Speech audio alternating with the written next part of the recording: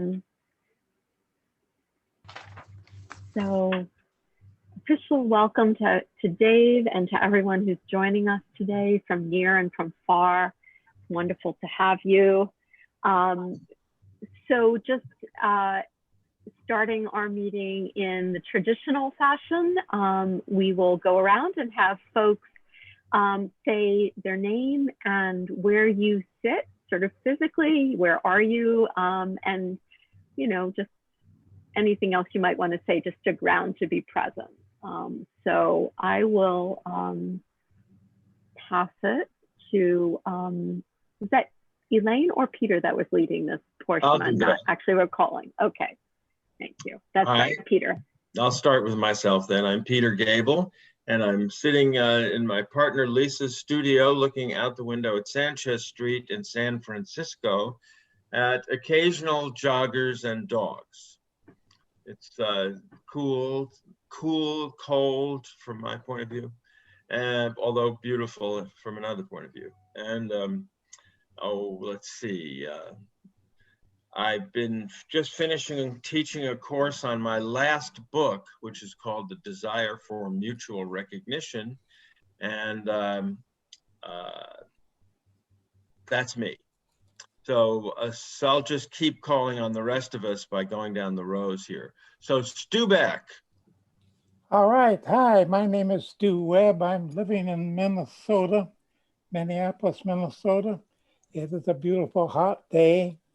Looking out my window, we're having a great time. I'm an advocate of the shift, and I'm hoping that David is too. And so looking forward to his talk today. Thank you. Hi, Sylvia, I love you. You're looking beautiful. Well, thank you. So are you. Yeah, great to see you. Thanks, Stu. Carolyn Hansen. Thanks, Peter. I'm a lawyer, mediator, meditator, artist. That painting on the wall is something I did. And I live in, the energy healing I do is Brennan Healing Science. But most of my career, I've been a lawyer.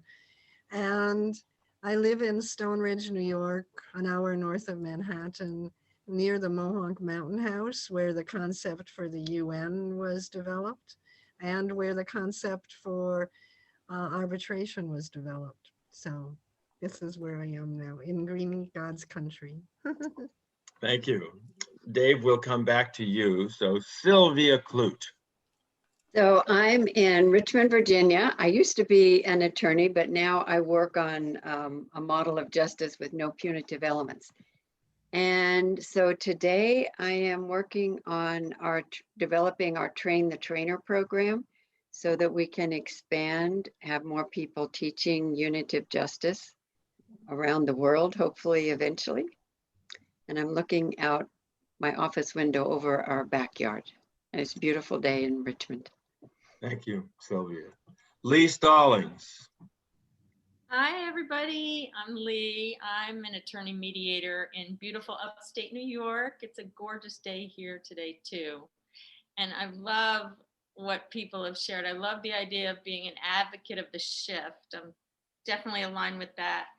And the idea of unitive justice really jazzes me. And I'm also a huge admirer of poets. So I'm excited to be here today with everybody. Thank you, Lee. Elaine Quinn.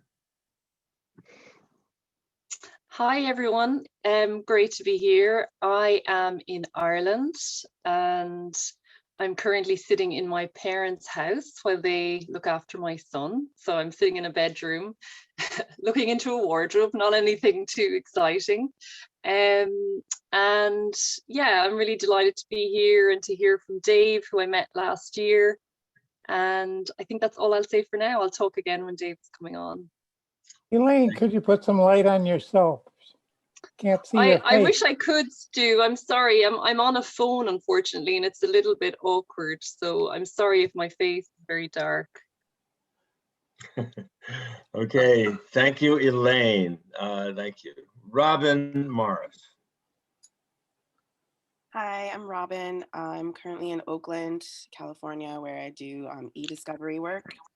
I am looking at my clothes because my standing desk is in my closet. Yeah, that's about it. I'm getting ready to go to Ghana, so that's like the main thing on my mind these days. Thanks, Robin. And Kara McCarthy Perry. Yes, hi, great to be with you. I am in New Jersey. I'm in my car, so I'll make it brief, but I just came upon some traffic, but I'm just trying to breathe through that as I'm supposed to be in an appointment in a little bit, but it's a warm day here, but quite sunny. I was a corporate attorney working in firms and a pharmaceutical company for 22 years. I released that position in September, and I've been on a wonderful journey where I became a yoga and meditation teacher, a laughter yoga leader. I am enthusiastically finishing my conscious contract certification and have the honor of assistant teaching Jacqueline Harani in the Quinnipiac Clinic on conscious contract negotiations. And I'm also getting my certification as a life book leader, which is a personal design program that empowers people to envision their extraordinary life and live consciously, take personal responsibility, and contribute back to the world positively. So thrilled to be here with you. Thank you. Great, Kara, thank you. Lena Chung. Hi, everyone. My sincere apologies. I missed the prompt. My name is Lena Chai. I live in Los Angeles. I'm currently I'm taking a long maternity break from work, but actively thinking about what I want to do next. And was it something about what am I looking at? Yeah, what are you looking at, and what's your essence? Oh, my essence? Oh. However you want to interpret that. Well, my spirit animal is a goat because I love to eat everything. So maybe I have the essence of a goat. And I'm looking at this lovely candle that my friend, I'm sorry, I'm not on video either. I'm looking at this lovely candle that my girlfriend makes. It's called Trust the Process. It's this lovely candle that I light whenever I'm wanting to feel grounded and trusting of the universe. Thank you, Lena. Good to see you again. Good to see you. Perry Sedman, I believe you are the call-in person. Yes, I'm here. Hello, everybody. I'm Perry Sedman. I am a semi-retired design lawyer. The part that's retired is my body. The part that is not is my brain. So that's very helpful. I'm in Miami Beach, Florida, and looking in my apartment, looking at a bunch of boxes because I'm getting ready to move. And my essence, as my compatriots will tell you, is humor. Very true. Okay, well, so maybe before turning it back to you, Nanette, I should say a few words about PISLAP, which I usually do try to say something. Oh, so, Peter, I haven't introduced myself yet. Maybe I should. I'm sorry. Go ahead. That's all right. Introduce yourself, my dear. Hi, everyone. I'm Nanette Shore, and I co-lead these calls with Peter and Elaine, and on the executive committee of PISLAP. And I love the expression that's been going around on this call about being, what do you say, advocate of the shift. So I think that is my essence, is building community, transforming, and, you know, just spreading the love around, I guess. So I'm a lawyer. In my practice world, I work in legal services, which is a organization that represents low-income people and seeks to racial, economic, and social justice, and to address poverty. So anyway, great to be here. I'm looking forward to hearing from Dave. Very good.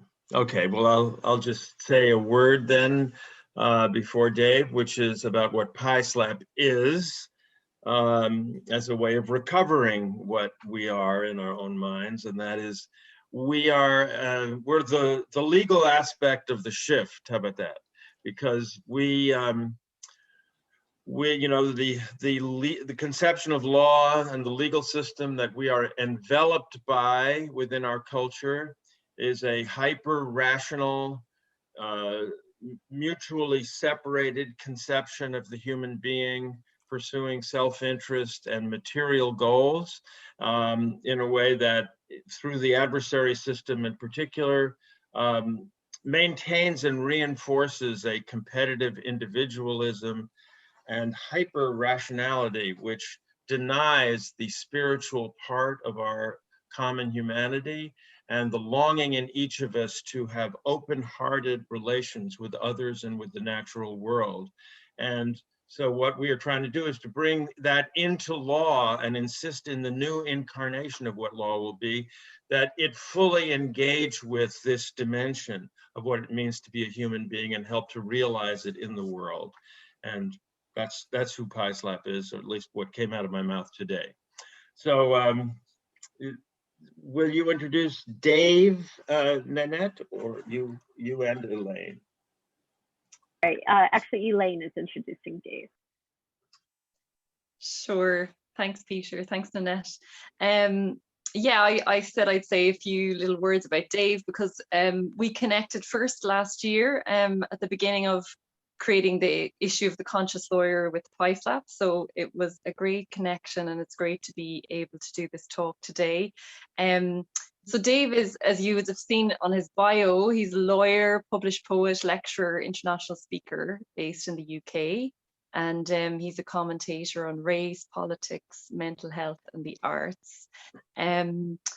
Last year when we were creating this issue, I just was Googling, poetry and lawyer in UK, and, always I find creating the magazine, one of the most interesting parts is the poetry and arts section, because of course that's not typically what lawyers do. And so it's always really interesting to try and find links. And yeah, I was delighted to find Dave's website. And when I reached out to him, he was really enthusiastic from the beginning. And it's been really great to get to know him. At that time, he was in the middle of creating a series of cartoons called Lockdown Tunes. And it was his way of approaching, what we were all going through. And he was creating a cartoon every day. Just to represent what was happening that day in the world and his own mood. And, it was just a great interaction of a political kind of voice and also an artistic voice. And obviously he's a barrister as well. And, it's just, I think he's got a really great, authentic, creative voice, and is a great example of someone who's kind of rebelling against the typical legal mold. So I'm going to hand it over to Dave, and yeah, I'm sure he'll tell us more about what he's doing, and especially focusing today, I think, on the mental health aspect of his work. So over to you, Dave. You're muted. You're muted. Thank you, Elaine. Thank you very much for the introduction. Thank you, Nanette, Peter, for having me on the program. It's so lovely to meet everybody on this program. And I am going to respond to the question about what I'm looking at and the essence as well, so that I can be in parallel with everybody. And that would be, I'm looking out on a very beautiful day in London. I'm very lucky to have a great view across the whole horizon. And it's really a warm day. And I think after this, I'll go and have a nice walk. It's still sunny. And yes, it's just good to know that we can connect with all the other souls in the world. Essence-wise, that's very, on a different day, I would say something else, I'm sure. Today, I say beauty, I say essence of beauty. And it's only because I'm thinking so much about this subject matter, especially in light of what you said, Peter, about recovering and reconnecting us to our birthright and our heritage. And I believe that one of our birthrights and heritage is beauty. And unfortunately, the commercial world, I believe, kind of deprives people of that. And I'm writing about that now, and how we can recover the beauty that we were all born with. That's another subject though, and I want to prepare my my comments and keep them really brief. And the first thing I want us to do, well, is I'm going to share my screen, if that's all right.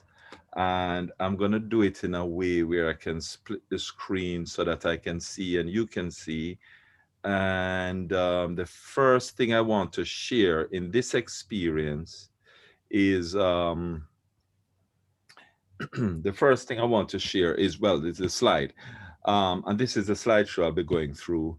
And I want to say that I want to start by sharing two main concepts. The first concept is one that's given to us, handed down to us as a statistics, as a fact.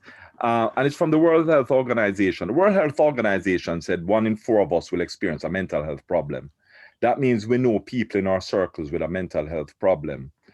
I would like to extend that out and refute the World Health Organization and say it's closer to 1 in 1. It's closer to 1 in 1, i.e. that we all will experience some kind of mental health problem. What I would say is a matter of nature. So we might have different types of problems, depression, obsession, all sorts of different things, addictions, whatever, and severity. And so most people who don't have a diagnosis will be people whose severity is quite low, and it's just like we can just get along every day. But if we consider that we all have something, then it means that we'll look out for each other. In the same way, all of us will have throughout our lives some episode of some physical illness. And when we have physical illnesses, what we tend to do is look out for each other.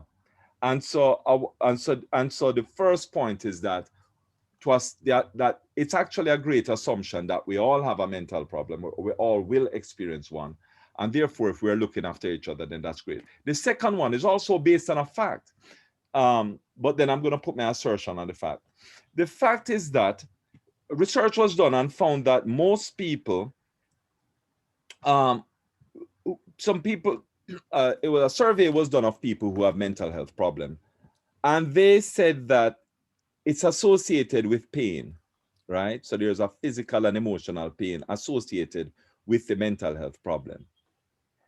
And that the greatest part of that pain was the stigma associated with the mental health problem, is what was reported. I therefore want to argue that since stigma is the greatest pain, I want to argue that each of us in this Zoom call, and people who are not necessarily psychiatrists or doctors, can play a larger role in alleviating the pain that associated with mental health than even doctors themselves. Doctors and psychiatrists can deal with symptoms and all sorts of behavior patterns and so on. They can try to do therapy and so on. But they can't take away therapy. That's up to us in society. And since it is reported that the stigma part of the pain and suffering is the greatest part of the pain and suffering, I think we are in such a powerful position because we put the stigma there in the first place, and we are the ones who can remove that stigma, deconstruct it, take it down, eradicate it, and replace it with something else. Replace it with care, replace it with love. So I start the lecture on that basis, but I won't be able to go through the whole thing. I'm going to take a snippet of this sort of presentation that I do, and I'm going to focus it on the arts. I want to talk about a song that was created, and I'm going to give quite a bit of my time to the artist, because had it not been for the artist, I don't think I'd be in a position that I'm in now to articulate the issues as well as they have. Gnarls Barkley is the artist. You will know the song. It's called Crazies. Most of us would have heard it already. What I'd like to say about this song, by way of introducing the song, you'd have heard it already, 1. 2, it was on the charts for so long, on the internet charts, that they had to take it down because they wanted people to buy others of their songs. So we were listening to this song and we don't know why we were dancing to it, listening to it. I listened to the words of it and I want to present it to us today as a way of saying this is somebody who clearly accepts their own mental ill health. So they say they're crazy and they're talking to us, they're lecturing us. Let us learn from somebody who say they're crazy and see what we can draw from it. I'm going to, so what I'd like to do then is to play the song, okay? And so that we can listen to it. And as you're listening to it, this is a slow version of the song. As you're listening to the song, I'm gonna ask you to please reflect on what it means to you, what these words mean to you. So if everybody can hear, let me just check. I can still see some people on the screen. I'm doing the best to split the screen. Can you see this screen here? If you're not the head, not off the head. All right, and just nod if you tell me if you can hear it as well. I'm gonna start.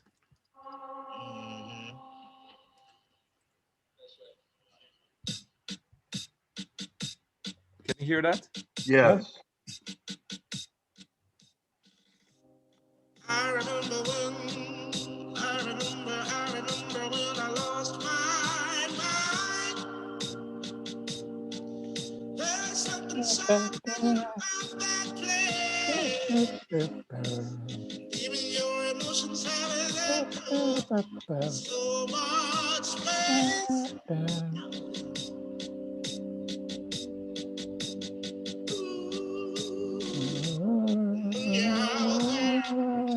Out care, was out of time. But it wasn't because I didn't know. Just knew too much.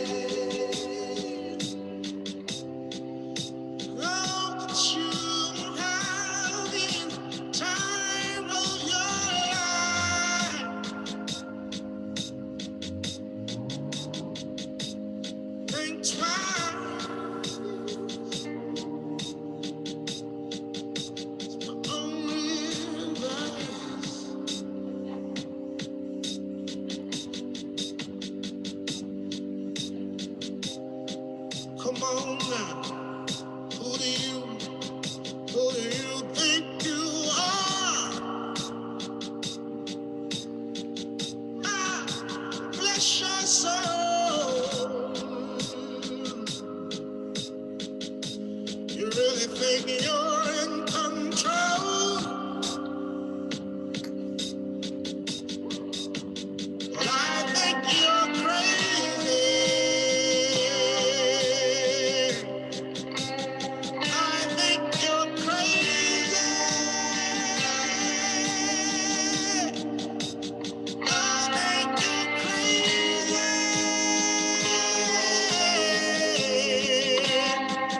Just like me.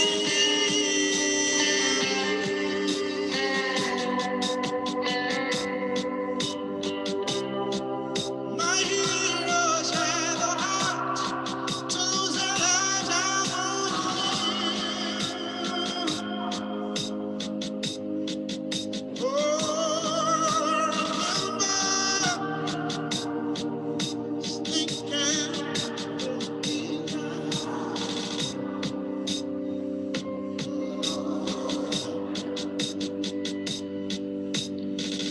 Ever since I was little, ever since I was little, I looked like fun.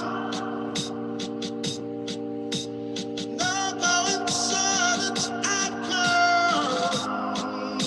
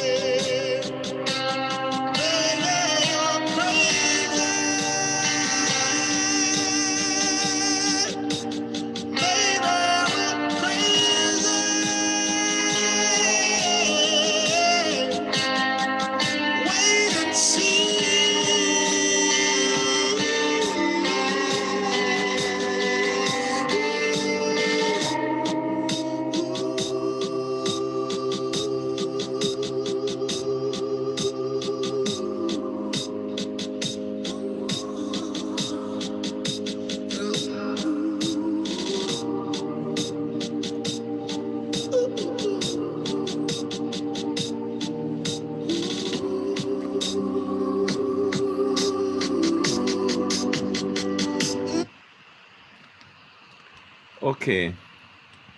All right. So, I mean, whatever you were thinking when you were hearing that song, please hold on to it because I want to bring it into the Q&A and the discussion. I now want to just, let me play this. I now want to just, how do I put this so that we can all, I want you to hold on to everything you're thinking about as you think about those lyrics, right? And normally I would go through the lyrics and then what I would do is, I'm trying to see how I can move this screen. Yeah, how can I move this screen? Yeah. Right, okay.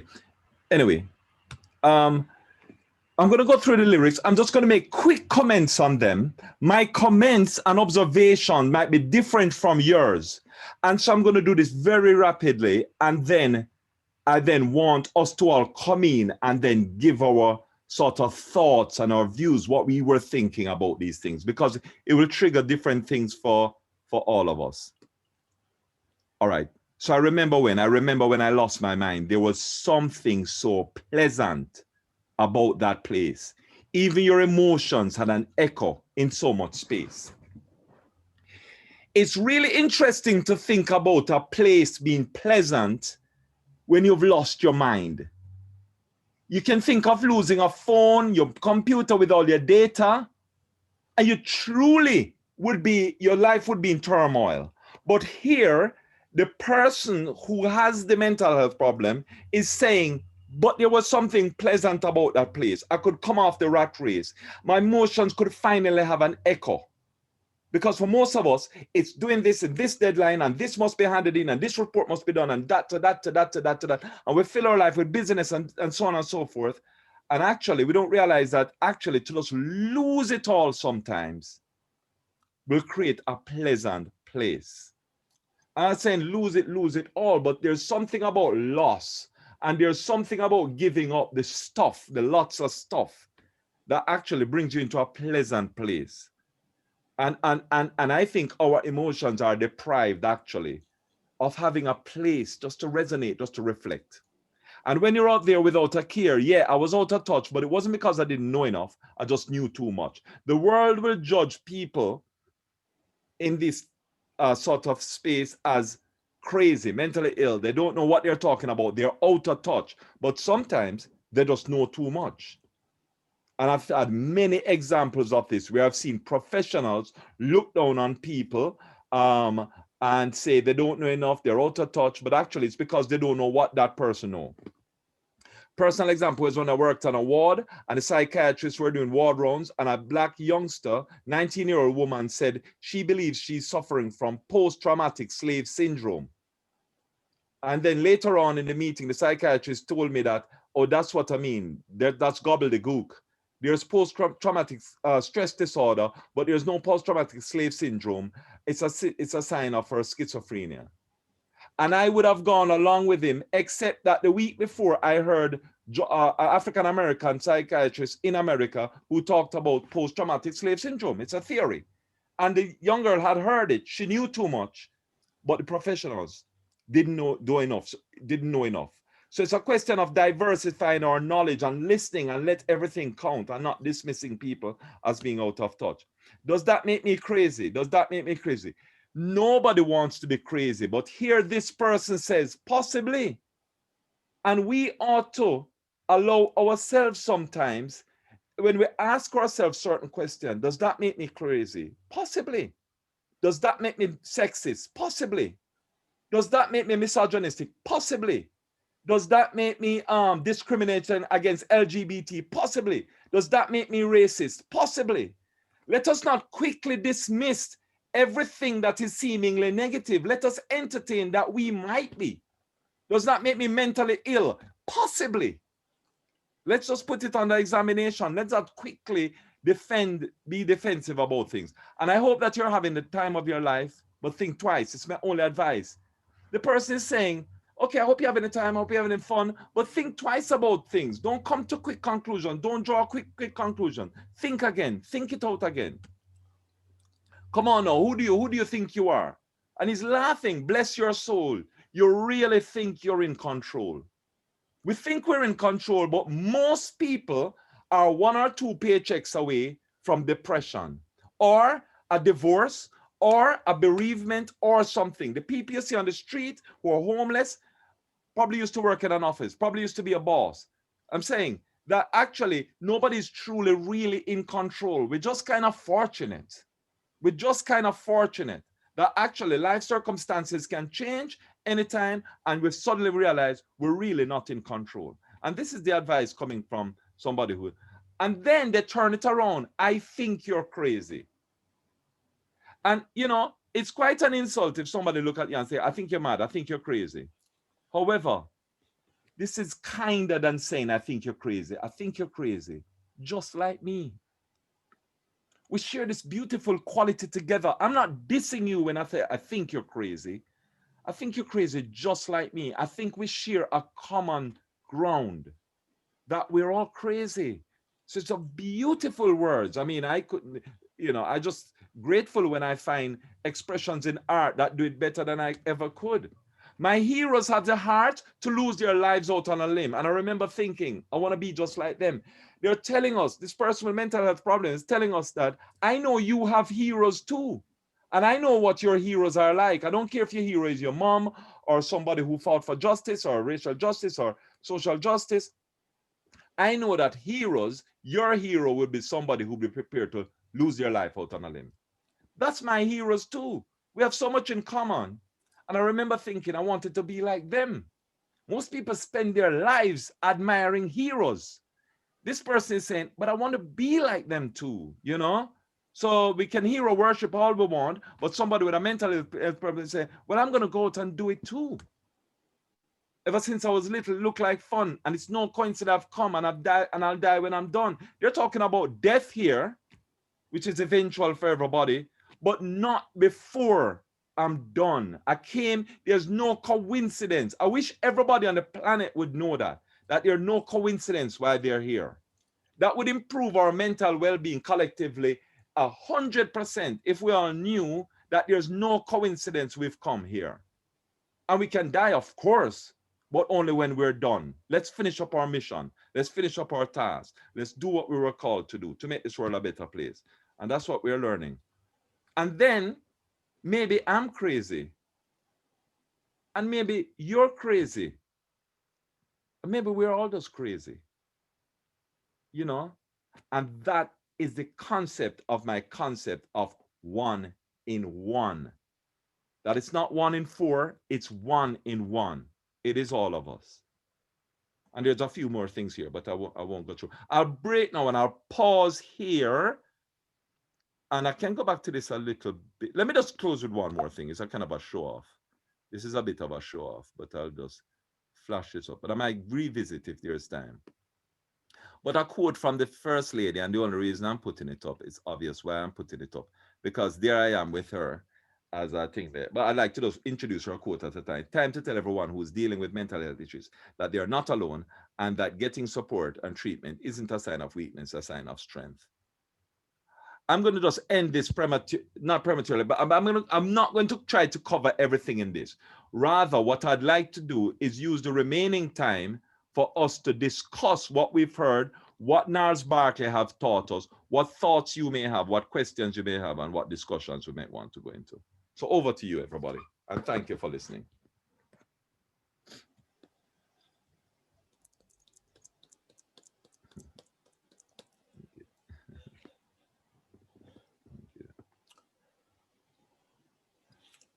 Okay, so who wants to start?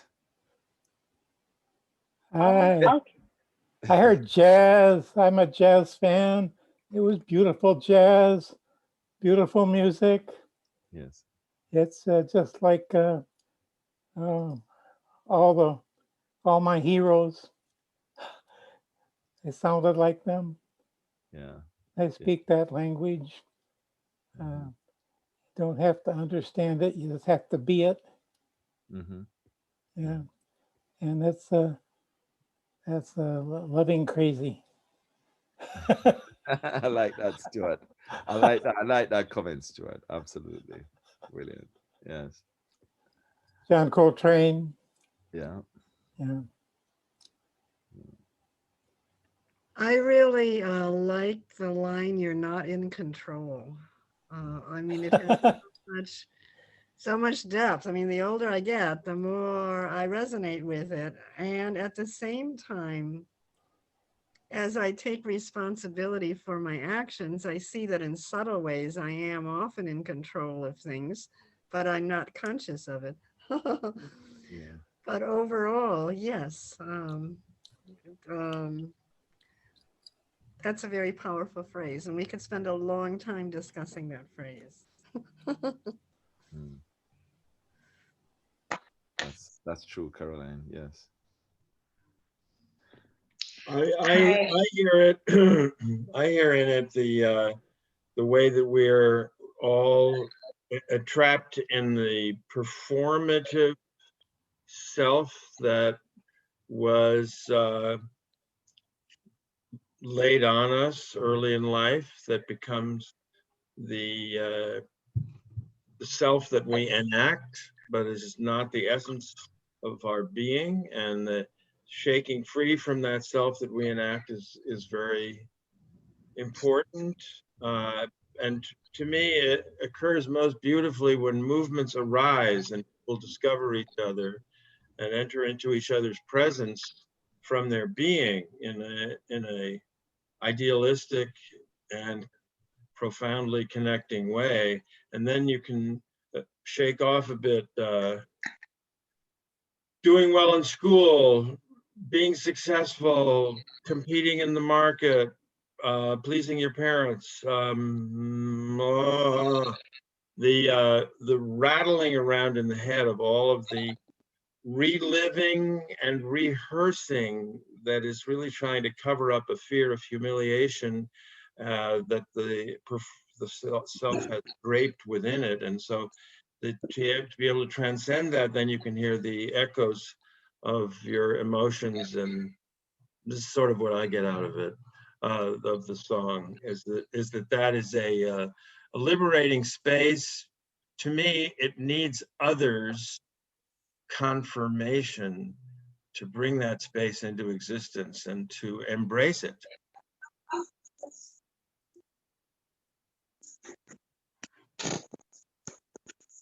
I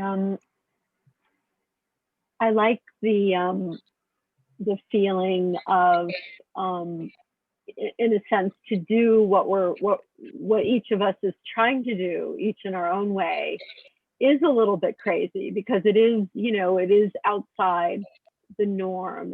It's building, it's having the faith that that we can build a different culture, that we can relate to each other differently, that we can build a different legal system.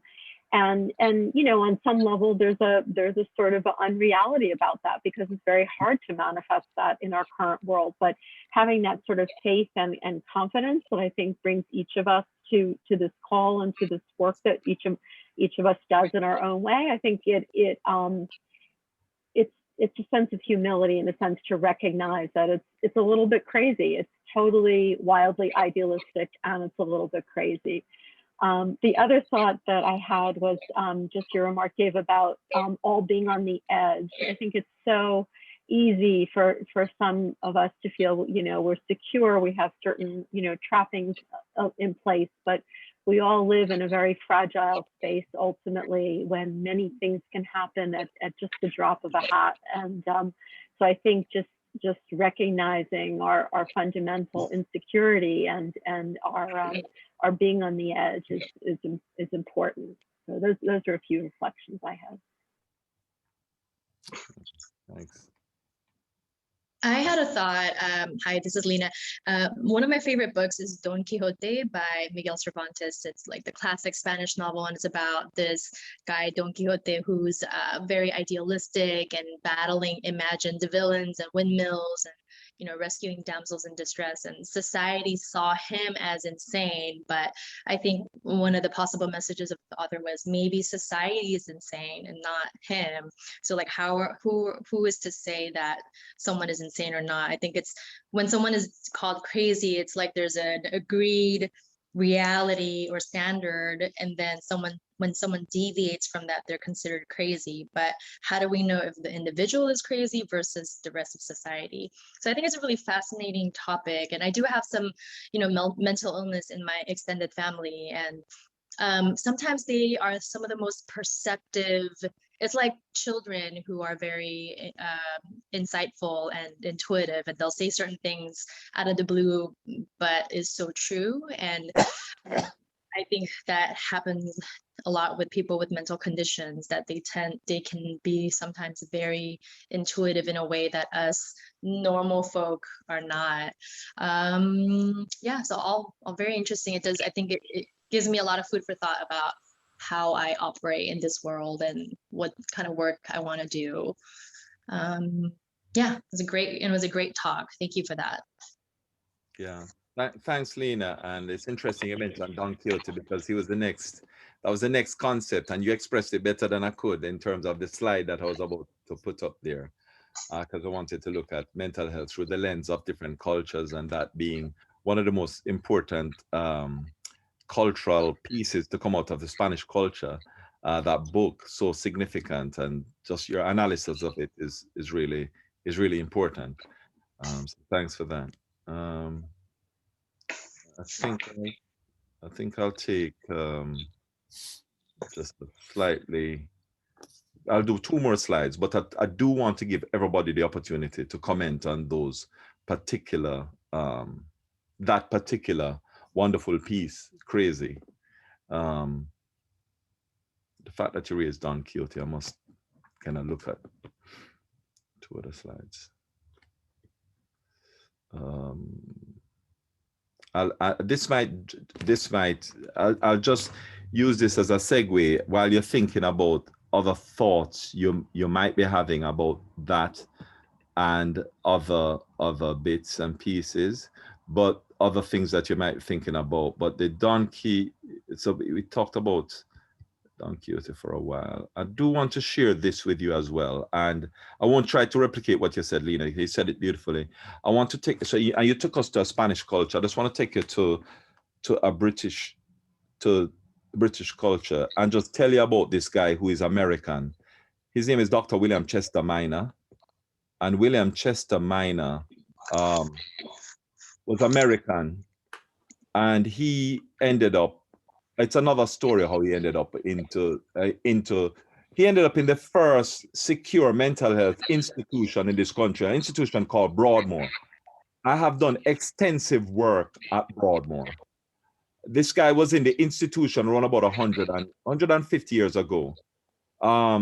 Anyway, he's a doctor from America. He came over here, developed a bit of a psychosis, ended up in the prison. And at the time, the Oxford English Dictionary was being written. He had a great pension from the army. He was in the army in America, and he had a good enough pension. And they actually, you could call it a prison, but it was a secure hospital, Broadmoor. They allowed him. The cell beside him was empty. They allowed him to turn it into a library. They allowed him to buy and read as many books as he liked, and he responded to an advert, to help to define words in the Oxford English Dictionary. And institutions were doing it as well, but also individuals who were recognized as great readers and great literary people who could, articulate and write well and define words well. He was recognized as one such person. And he is down on record as defining the most words in the Oxford English Dictionary as an individual. Institutes define more, but he is the individual that defined the most words. They thought Broadmoor was actually an estate, a rich estate. They actually didn't know that this man was a man who was suffering from mental illness. But even though he was in an asylum, he was able to make such a tangible contribution to society. And that is not even the culture right now. I doubt that would be allowed in that same institution today. We have gone backwards in how we embrace people who have mental health problems and allow them to be valuable contributors to our society. And I think that's part of what the song was trying to say as well. I'll leave that there. I'll leave it there and come back to the group because I don't want to. So I'll just give you that one example of, I tried to find examples from different cultures about how people how mental health, the better side of mental health, the encouraging and supportive side of mental health, and that's one of them. And you may have some examples in your own life as well about the redemptive nature of mental health that you can relate to us now, or any questions you have or any comments, discussion. So I didn't want to not give you a chance to come in there, Elaine and Robin and Catherine and everybody else. So if there's anything. Yeah, I think just for me, I mean, I have a few different things going through my mind, but one, very big example from my life is my own sister, actually. Just very recently, I mean, I've known she's suffered from social anxiety for a long time, and she's an actress. But she very recently created an artistic piece, which I must forward to you, Dave, actually, and maybe share more widely. Oh yeah. She, you know, she speaks in it of just this internal voice that she's experienced her more or less her whole life, you know, constantly commenting on her life. And I mean, I think it's familiar to all of us, but of course, for some people, as you said, the severity is much more. And so for her, it was much more severe, like just this really constant voice criticizing her, you know. And so she, you know, she's self-aware enough to, you know, over the last few years, she knows that this is, you know, it's caused her to suffer a lot. So she created an artistic piece actually for social anxiety in Ireland. And she's had such relief from doing that. It's kind of like the mental health part of the mental illness, kind of, if you want to call it that part of it. By acknowledging it and saying, well, this is actually just a part of me. Like it may, for a long time, I may have felt like I was crazy because of it. Now I feel totally liberated because I'm just coming out there, I'm talking about it. And it's part of who I am. It's part of actually who a lot of us, all of us are. So yeah, as you know, I mean, that's what I've been thinking of as you were talking. Yeah, so That's important. yeah. Peter. Well, since you have a short time left, I wonder if you would link this with your work as a lawyer for us and tell us maybe how you'd like it to influence us in ours. Well, yes. I remember some years ago, I got a call from the wife of a good friend to tell me that he had passed away, you know, and I remember how that made me feel. This is somebody who I would call, his specialty was criminal and immigration law. And I would call on him often for cases and to, you know, give him work and so on. And I remember one of the things about him was that it was often hard to reach him. And that was because he was so brilliant.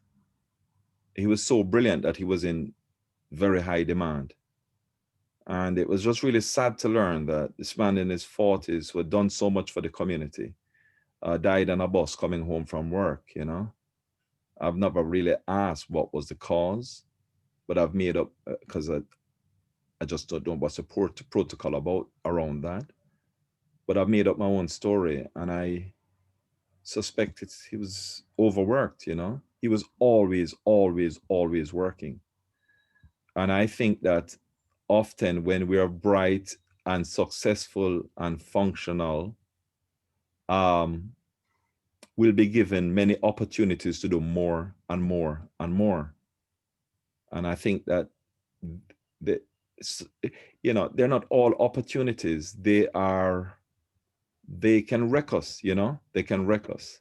And when you have a kind and generous spirit, we tend to just to say, yes, yes, yes, you know, we'll do it, we'll do more.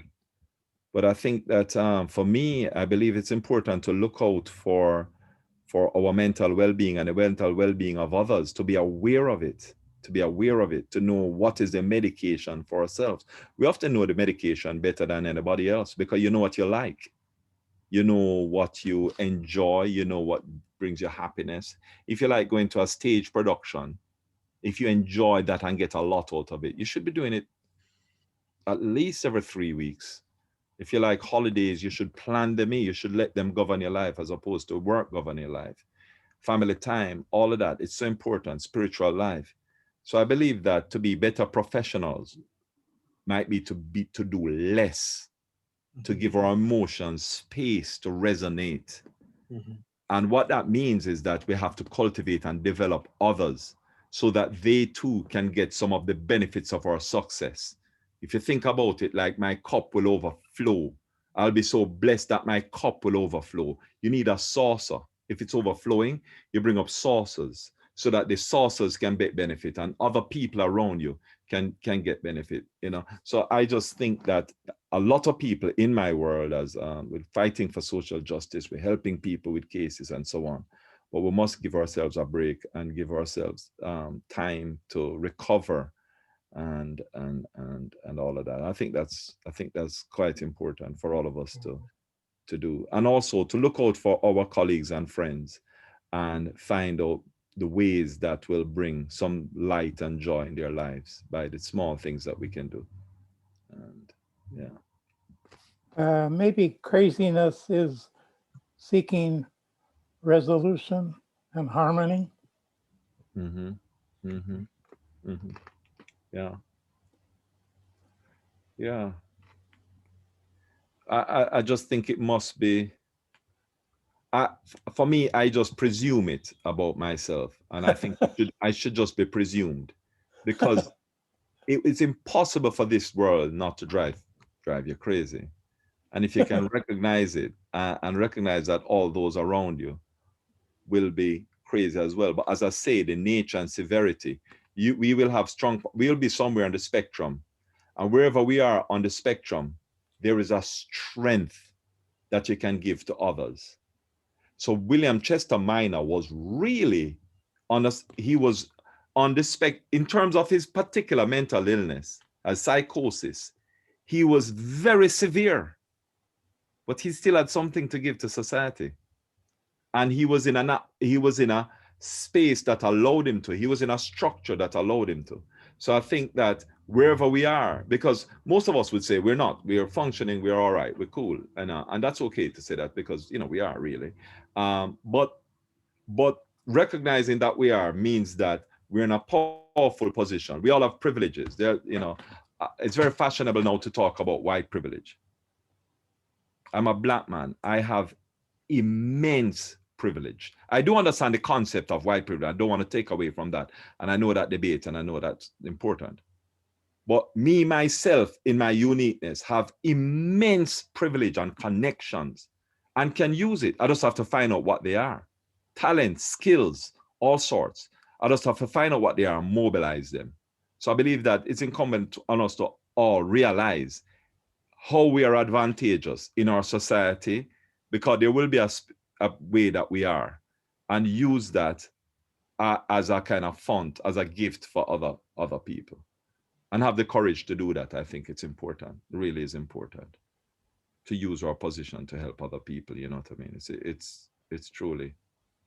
And people may, the other thing I'd say, people might appear to be all right. So most people say, hey, how you doing? How you doing? They say, fine. People say, fine. But people are not fine. Nobody is fine, really. And so it's this, I think, if I can just, let me just leave you with this, because what I like to do is allow people who can express things better than I can to do it. So if I can just leave you with one of your poets, who is Paul Laurence Dunbar. Paul Laurence Dunbar, who is born 1872, 1906, he died. Let me just leave you with this poem. Paul says, we wear the mask that grins and lies. It hides our cheeks and shades our eyes. This debt we pay to human guile.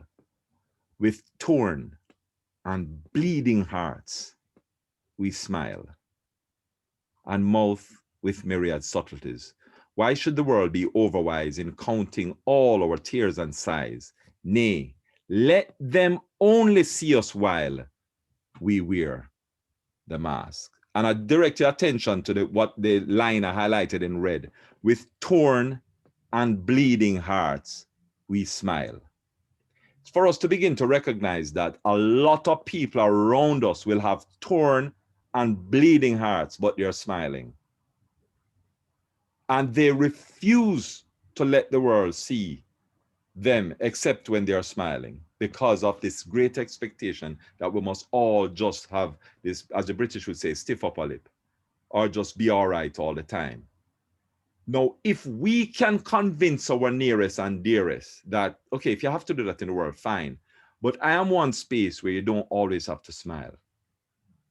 You can actually share your torn and bleeding heart, because I have a heart too.